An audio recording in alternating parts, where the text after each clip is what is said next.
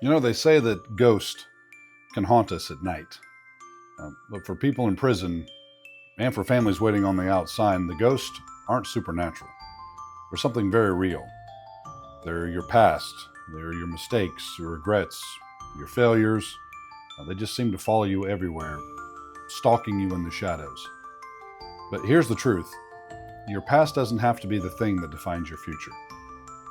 Hi, my name is Jason, and I'm the president and CEO of Behind Bars Blueprint, an organization established to help individuals and their families navigate the incarceration process from beginning to end and even beyond. Today, we're going to talk about how, even though you've had past mistakes, you don't have to let the ghost of the past determine your future. Let's get started. So you have to understand something. Your past is powerful. One decision, one moment, one mistake, it can change the course of your life forever. And a lot of us know what that's like firsthand. That's true for people on the inside. That's true for families that have people on the inside. It's true for the communities at large that experience the results of bad decisions, whether it was made by themselves or someone in the community or a family member or any number of things. But the problem here is that many people get stuck living in that past. And they replay what they did wrong over and over again. Family members can replay what was wrong over and over again. Victims can replay that over and over again. And there's some normality to that, but there's also some detriments to that. And if it's not processed carefully, it can take your past and it can completely run your present and your future.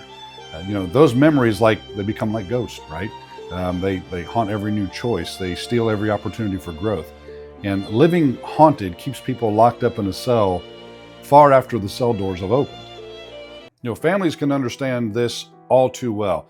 There's a lot of people that I talk to that have a loved one on the inside, and they're doing their best to support that loved one. But that loved one, they'll bring up the past a lot. They'll talk about it's just never get out of that rut. It's always, I was done wrong, or this wasn't right. And sometimes that's true. But we can't live in the past. And when a loved one that's incarcerated lives in the past, they force their family to live in the past. And that's not how we're going to grow and move together. We have to be able to deal with this. Look, sometimes life just isn't fair, and I get that.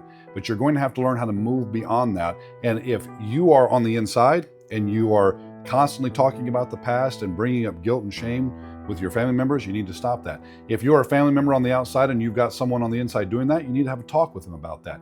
If you, as the family members on the outside, are constantly reminding the one that's incarcerated about what they did wrong, they know. That's why they're there. There needs to be a productive process. As if you're bringing that stuff up from the past, it needs to be, hey, we're going to deal with this so we can put it to rest. If it's always coming up, nobody gets to move forward, and then the ghost of your past continue to haunt your present and well into your future. And that's not what any of us are trying to accomplish, nor should we be. Nothing changes. The cycle of pain just continues from one generation to the next, and that's not good for anybody.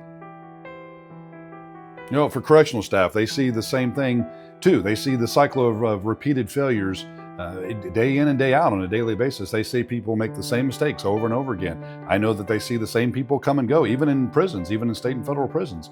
They'll see the same people come and go on a unfortunately frequent basis. They see men and women that are so haunted by their past that they can't see anything other than a different future. There's no different future for them. Their past is such a defining factor of who they are that it becomes the defining moment in their present and the defining moment in their future.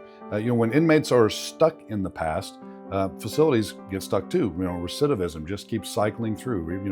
Going in, going out, going in, going out. Wasted resources. There's constant instability, and correctional staff don't need that. Correctional administrators don't need that or want that.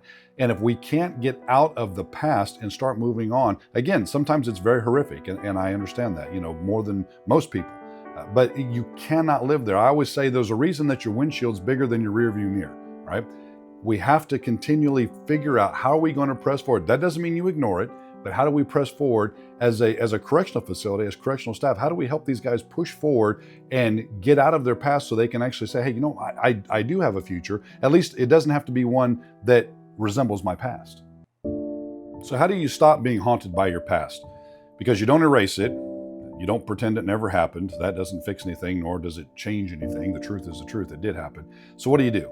Well, you learn from it, and then you build on it going forward.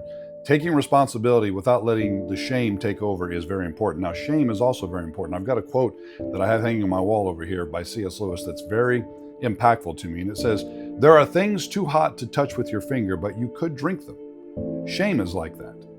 If you will accept it, if you will drink the cup to the bottom, you will find it very nourishing. But try to do anything else with it and it scalds.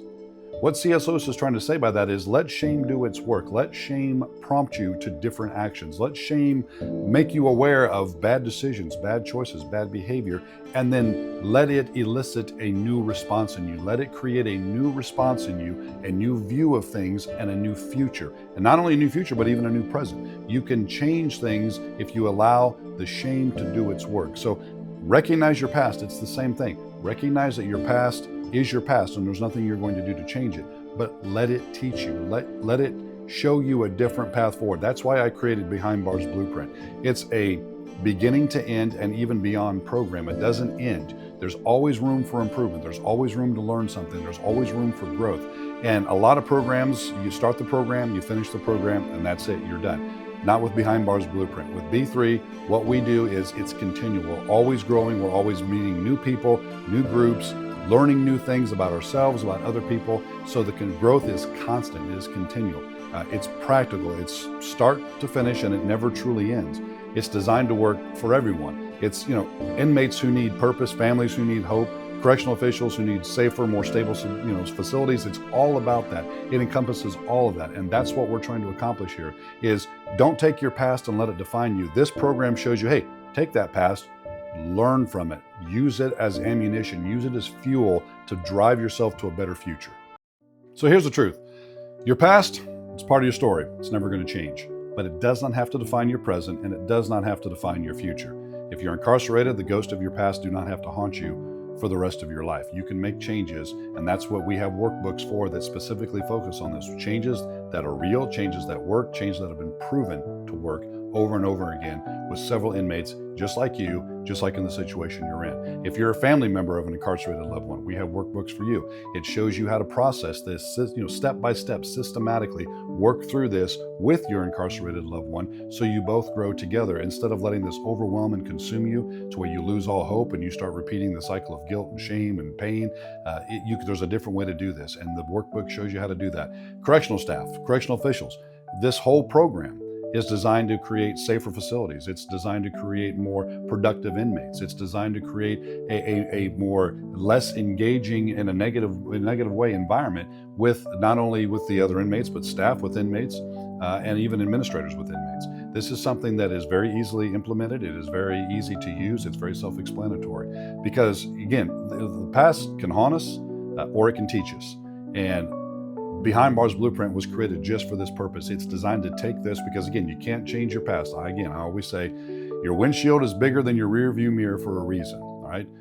Behind Bars Blueprint is the roadmap that turns regret into resilience. It turns ghost into growth.